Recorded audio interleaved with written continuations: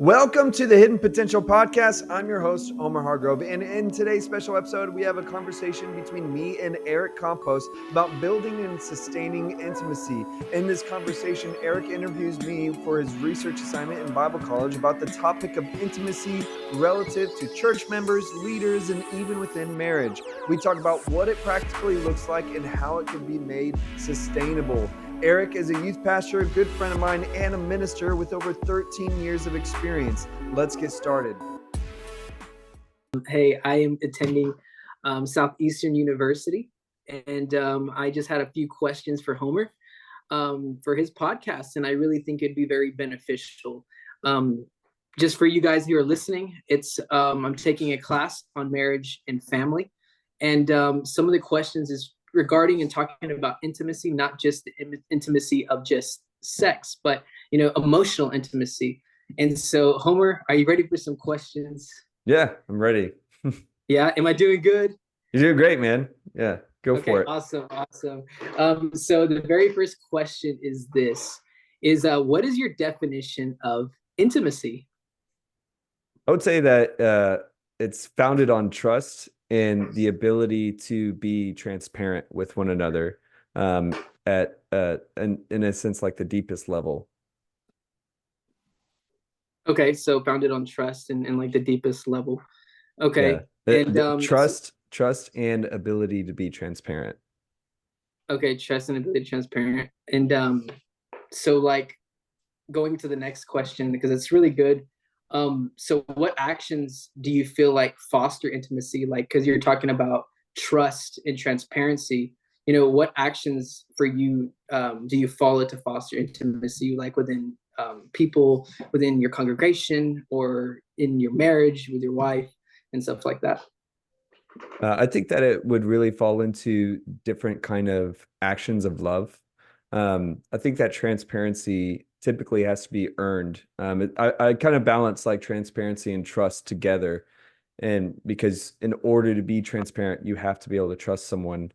And I think that earning it through different actions of love and even simply like quality time, that you're able to earn that. But there's like a famous quote that people don't care about how much you know until they know how much you care.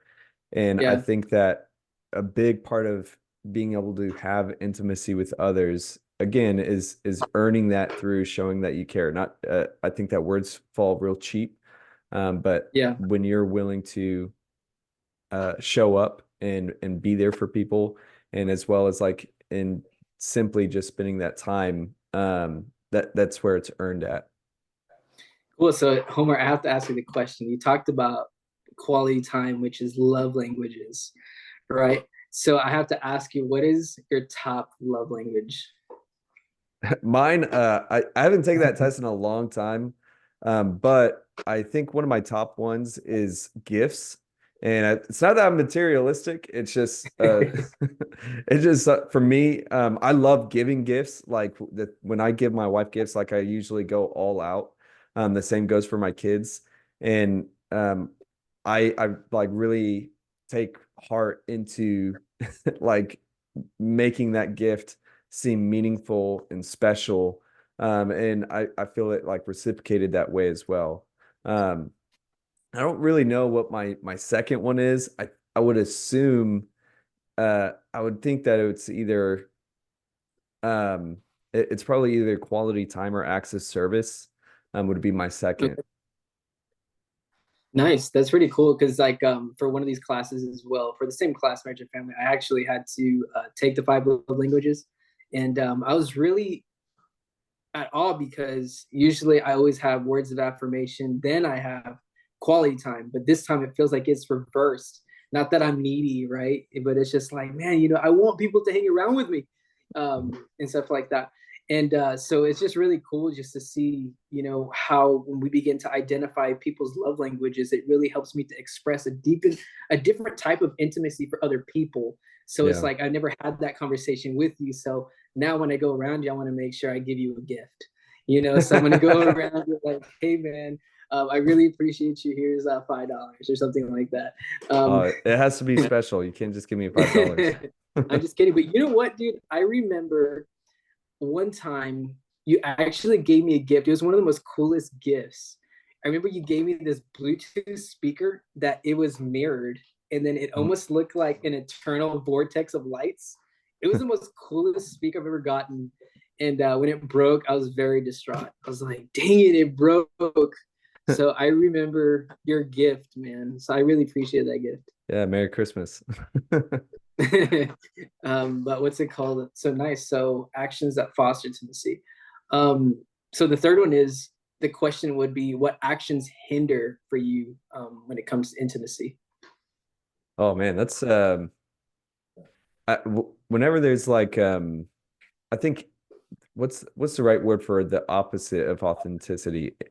Um, when ingenuous, when people behave ingenuously, I think it's almost feels like a betrayal of trust. Yeah, Um, and I think that would be like the number one thing. And if even for me, like on a personal note, not even when it comes to like as a minister, but when I meet people, when you could sense that level of ingenuous, uh, yeah, it's really hard for me to click with those people. And I feel like there's always like this wedge because of the lack of authenticity. And so that's a big one for me. But I think also when it comes to people and when it people in ministry, as far as yeah, like people being ministered to, I think that especially this like our culture today, it really craves authentic leadership. And I when they agree. feel like they're not talking to the real person or they're not getting the real version of that person, they're only getting the stage person or the show. I think that a lot of people today are more offended by that than ever before. And it goes back to that level of transparency in wanting to know the real person. It's Yeah, I think a lot of it has to do with like our ability to even search things today and like into how so much of our world is seems artificial. It's like even now, yeah, like people care about what CEOs do or say. Like people are like all up on Elon Musk and like what kind of person he is. And it's like yeah, they, people don't just care about the logo or the corporation. They actually are so concerned about the genuineness of the actual person leading even just a company, let alone a church. yeah, So I think that that is the number one thing that isn't um, like a direct offense that I think people yeah, don't necessarily anticipate, to where you don't have to do something necessarily wrong to break that level of intimacy.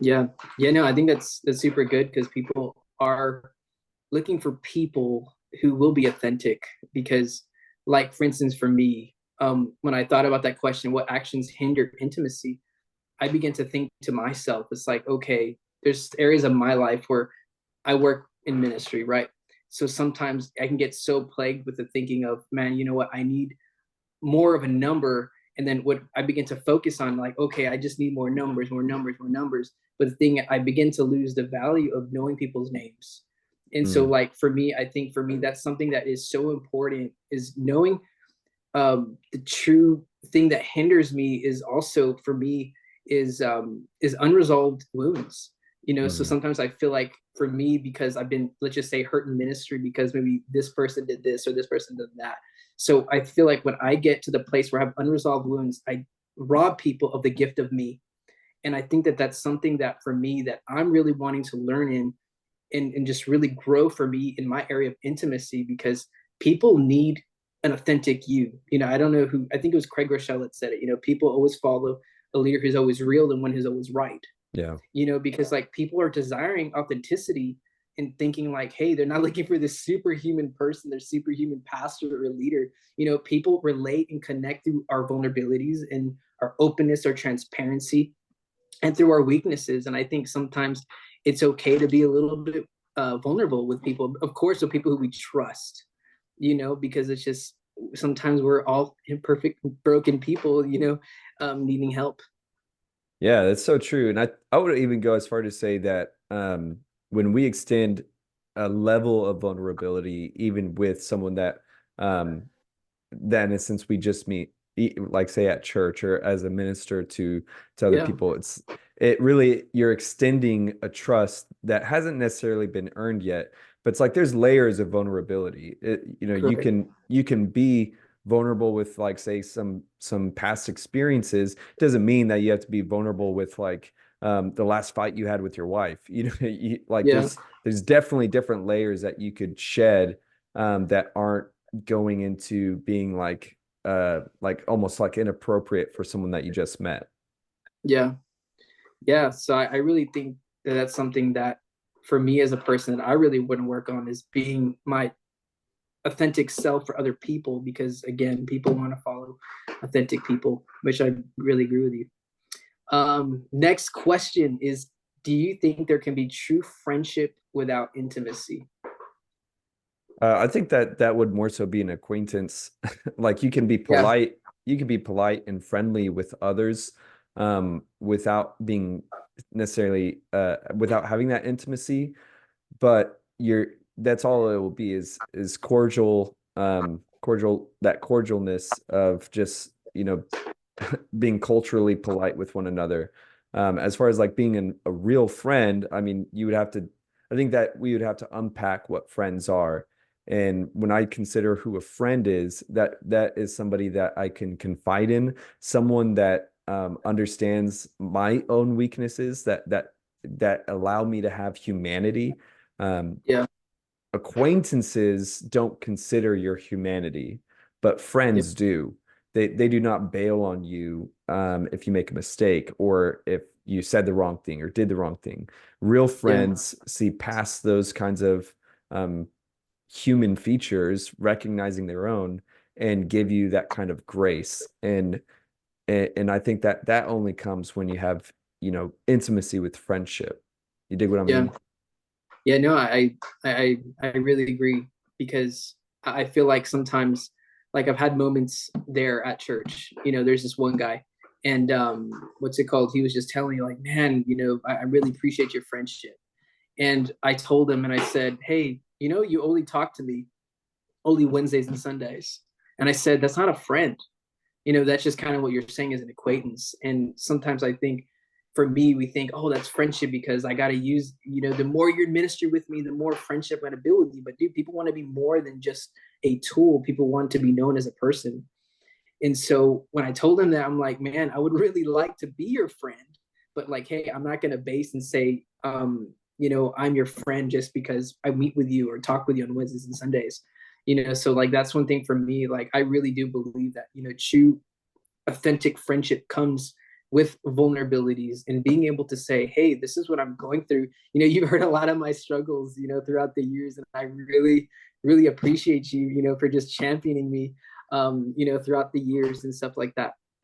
And I truly appreciate you as a friend and just really hearing me and understanding me and kind of not just saying, oh, everything's going to be okay, but everything's like, hey, it's not okay. You can do a whole lot better. So I really appreciate you as a friend. Yeah, for sure, brother. And I think that the essence of friendship is really seeing the potential in somebody, regardless of how strong or weak they may be in the minute. Yeah. And it's like reciprocated too. And I think that we are called to be like friendly, of course, to all people. But when it comes to like earning a friendship with someone, and there has to be like this mutual extension of trust where Yeah. your bond grows with each other, and that happens through spending real time and having Sure. real actions behind it. It's like even just having someone help you move, that's like a lot of investment in the friendship. um Yeah. and there's a different, I think that when it comes to like true friendship, that you can equate it to a scoreboard. Acquaintances, there's no score of or per se of how that friendship was earned, but real Yeah. friendship is like, oh no, they did this for me, I've done that for them, like we've been there for each other, and you can actually tally up what marks your specific friendships. Yeah. Yeah. No, that's super good. Hey, listeners, today I'm reaching out for your support to keep our journey of innovative Christian leadership alive. Every week, we dive into territories of faith based leadership because of the contributions made by people who believe in this mission. Whether you want to help us by becoming a monthly supporter or by submitting a one time donation, you help fuel our discussions on authentic and practical leadership. Your generosity allows us to help other leaders just like yourself harness their creativity for the greater good of our communities and beyond. As a monthly supporter, you can submit questions and comments to be shared on the show each week, and you'll also get weekly shout outs on air for being a member. And if you become a super supporter, you will receive a monthly free product from our online store. To support us, please visit homerhargrove.com and look for the support section. It's quick, it's easy, and every bit of it helps us to make greater impact to Christian leadership. Thank you for being a part of our mission. Now, let's get back to today's episode. Well, Homer, I got one and last final question for you. Are you ready for it? As ready as I could ever be. Okay, nice. All right, the last question is, can a marriage last without intimacy? That's the question? No, definitely not. It's I think that every time that the intimacy is reserved from one another, that it's typically out of either hurt or a lack of trust, and it is like strangling a marriage. It's to take away intimacy is suffocating the life of a marriage. And even when it comes to like fights within a marriage and that result in the hiding of intimacy, it I think that most of those fights can be resolved through giving that intimacy undeservedly. And I'm not talking about like abuse or anything like that. Yeah. I'm talking about your typical marriage fights and misunderstandings and disagreements. Those kinds of fights. I'm definitely not talking about physical abuse or anything like that. But when it comes to these like typical arguments that a lot of marriages have, and a lot of marriages are broken apart from those kinds of fights, not because there's this big falling out, but because there is a suffocation of intimacy because of it being reserved after all these little fights. But Mhm. even in my own marriage, the times where we would get into these scuffles with one another, and when we would extend intimacy regardless of how we felt in the moment, Yeah. it always resulted in forgiveness and more love, and to where that bond just becomes even stronger Yeah. because intimacy was given undeservedly. Yeah. Yeah, no, that's so good. You just made me you reminded me of, I remember one time we did something for marriages at our church, and they said that was really powerful and it just really stuck with me. And they said, in a marriage, there can't be two masters, but there have to be two servants. Because like that's the thing that I'm learning is like, man, like the ability to forgive. I'm like, man, you're super close to me. I can't just go home anymore. You are home. So it's just like, man, I have to learn how to take the role of a servant and saying, hey, I'm going to choose forgiveness over than just holding things on. And so I do have one more bonus question, but I don't know if you want to keep it for it or not. Let's do it. This is a totally bonus question, is how long have you been married? That's not the question yet, but Yeah, it will be 12 years this August. nice. That's awesome, dude. So I've been married for about a year and a few months now. And so my question to you is, what are you doing out of all the 12 years to keep the relationship hot and alive? Like sexually?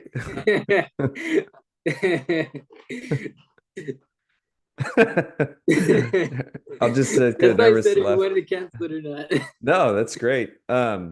So I'll say a couple things. When it comes to keeping it alive, I'll start off by saying that I'm more in love with my wife now than when we first got married. I'm more committed to her now. I'm just like all in at such a greater exponential factor that right now today than I was when we first met, when we first got married. And our year going into our year 14 is greater than our year 12 going into our year 12 is greater than our year 1, 5, 10, etc. And I think that a big part of that is because we have continued to build trust with one another and extend trust even in times where we disagreed.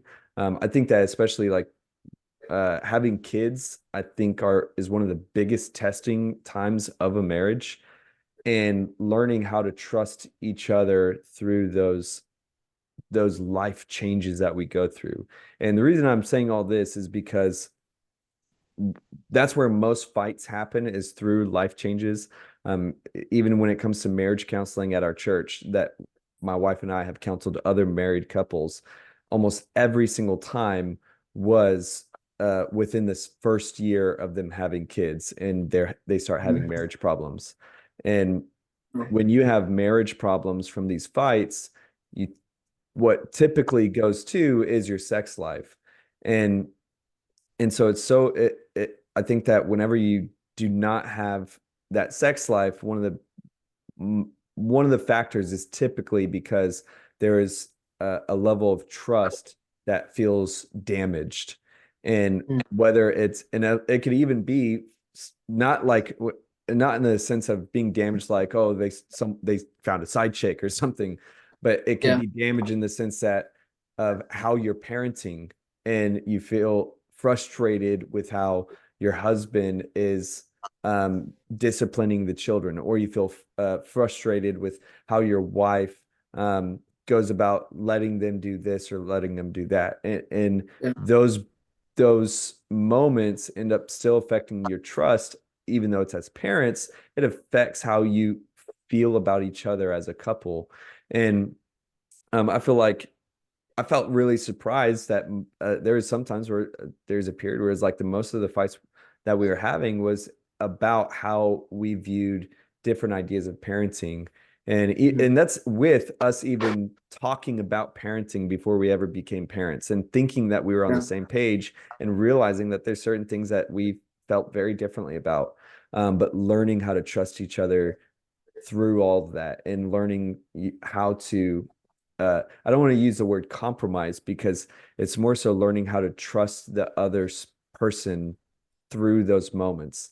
My wife learning, whether it's parenting or even like handling money, like us learning how to trust each other, and those things helps foster the trust and intimacy. And I feel like that is like a foundational part that has helped our intimacy in especially our sex life, because it's really hard to have sex with someone that you feel so frustrated with. Um, Yeah. and the other part of that is really holding responsibilities to each other.